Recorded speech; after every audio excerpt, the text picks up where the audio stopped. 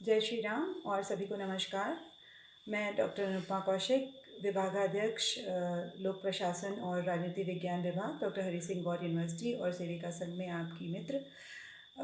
आज आप लोगों के साथ मिलकर मैं भगिनी निवेदिता को याद करूंगी। भगिनी निवेदिता, जिनका मूल नाम मार्गरेट एलिजाबेथ नोबेल था, उनका जन्म 28 अक्टूबर 1867 को आयरलैंड के कैथोलिक ईसाई परिवार में हुआ था, जो मूलतः स्कॉटलैंड से आता था। उनके दादा पादरी थे और उनके पिता एक ईसाई उपदेशक थे। उनके 5 भाई बहन थे। बचपन में उन्हें अपने धर्म से बहुत लगाव था। शिक्षा प्राप्त करके वे शिक्षक बनी और फिर इंग्लैंड में ही उन्होंने एक स्कूल खोला। वे एक अच्छी लेखिका और वक्ता के रूप में भी जानी जाती थी। धीरे धीरे उनका अपने धर्म से मतभेद होने लगा और उनकी रुचि विज्ञान और प्राकृतिक इतिहास में बढ़ने लगी और उन्होंने भगवान बुद्ध के बारे में अध्ययन करना प्रारंभ कर दिया। उसी समय पे स्वामी विवेकानंद अमेरिका से लौटते हुए इंग्लैंड में रुके थे और उनका एक प्रवचन होना था जिसे सुनने के लिए वो गईं। और प्रवचन के बाद उन्होंने उनसे कई प्रश्न किए। उन प्रश्नों के जो उत्तर उन्हें मिले उससे वो बहुत ज़्यादा प्रभावित हुई और उसके बाद वो कुछ ही समय बाद भारत आ गई। और भारत आकर स्वामी विवेकानंद से जब उनकी मुलाकात हुई तो स्वामी जी ने उनको ब्रह्मचर्य की दीक्षा दी और साथ ही उनको नाम दिया भगिनी निवेदिता। भगिनी निवेदिता के नाम का अर्थ था वो जो भगवान के प्रति निवेदित हो।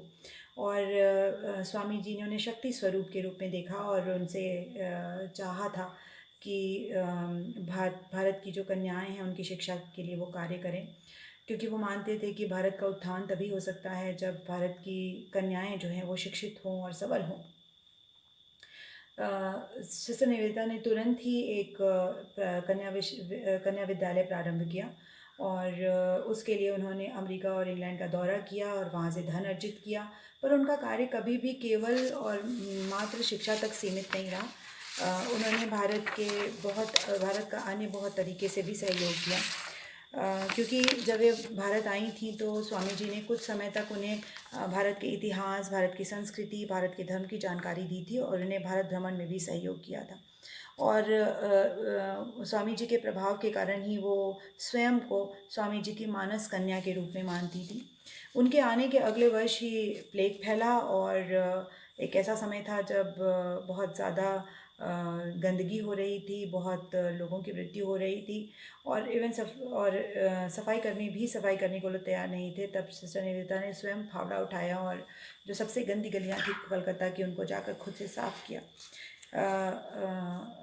उसके बाद उन्होंने और भी बहुत सारे कार्य थे जिसमें सहयोग किया। जैसे उस समय पे एक प्रमुख वैज्ञानिक भारत में हुआ करते थे जिनका नाम था जगदीश चंद्र बोस, जिन्हें बहुत समस्याओं का सामना करना पड़ रहा था। उस समय भगिनी निवेदिता ने उनको मौलिक अनुसंधान के लिए और प्रकाशन करने के लिए प्रेरित किया। न सिर्फ धन प्रदान किया बल्कि उनके द्वारा किए गए लेखन को और प्रकाशन को उन्होंने बहुत अपना समय और प्रयास दिया। उनके इस सहयोग के कारण ही जगदीश चंद्र बोस जी ने प्लांट साइंस, रेडियो और माइक्रोवेव ऑप्टिक्स में बहुत ही अच्छा काम किया। इसके अलावा भगिनी निवेदिता ने तमिल कवि सुब्रमण्यम भारती को भी प्रभावित किया और अन्य भारतीय कलाकारों को और भारतीय कला को प्रोत्साहित करने का काम किया। उनकी पुस्तक काली माँ से प्रभावित होकर अविंद्रनाथ जी ने भारत माता का एक चित्र बनाया। स्वयं भगिनी निवेदिता ने भारत का ध्वज बनाया। भगिनी निवेदिता की मित्रता रविन्द्रनाथ टैगोर, अरविंदो घोष और कलकत्ता के सभी महत्वपूर्ण लोगों से थी। साथ ही वे एनी बेसेंट, गांधी और अनुशीलन सोसाइटी के क्रांतिकारियों से भी संपर्क में थी। अरविंदो घोष के लिए उन्होंने कर्मयोगिनी नामक एक पत्र का संपादन भी किया। उन्होंने लॉर्ड कर्जन की खुलकर बुराई की जब लॉर्ड कर्जन ने कहा कि पश्चिम में सत्यता को ज़्यादा महत्व दिया जाता है पूरब की तुलना में। उन्होंने लॉर्ड कर्जन द्वारा बंगाल विभाजन का भी विरोध किया और भारत की स्वतंत्रता का समर्थन किया। परिणाम स्वरूप सरकार की उन पर कड़ी नज़र रहने लगी और वे गिरफ्तार होते होते बची।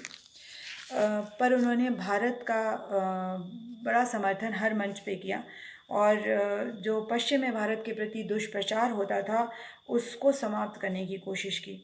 उन्होंने कहा कि भारतीय बुद्धिमत्ता में किसी से भी कम नहीं है, और उन्होंने भास्कराचार्य और शंकराचार्य जैसे विद्वानों का उदाहरण देकर कहा कि ये लोग किसी भी तरह से किसी न्यूटन और डार्विन से कम नहीं थे। उन्होंने भारत की उपलब्धियों को दुनिया के सामने लाने के लिए कई पुस्तकें लिखी, जैसे द क्रडल टेल्स ऑफ ह्यूमनिज्म, जिसमें पुराण, रामायण और महाभारत की कई कहानियाँ थीं। इसके अलावा footfalls of Indian history, religion of Dharma, myth of Hinduism and Buddhism, the web of Indian life and the master as I saw him इत्यादि बहुत सारी पुस्तकें उन्होंने लिखी। मूलतः उन्होंने अपना संपूर्ण जीवन भारत के लिए समर्पित किया, यहाँ तक कि उन्होंने अपनी सारी संपत्ति भी अपनी मृत्यु के बाद कन्या शिक्षा के लिए समर्पित कर दी। उनकी मृत्यु 43 वर्ष की अल्प आयु में 1911 में दार्जिलिंग में हुई, और उनके पत्थर पर लिखा गया, भगनी निवेदिता यहाँ लेटी हैं जिन्होंने अपना जीवन भारत को दे दिया। आइए उनके जीवन से प्रेरणा लें और हम भी अपने देश के लिए कुछ करें। धन्यवाद।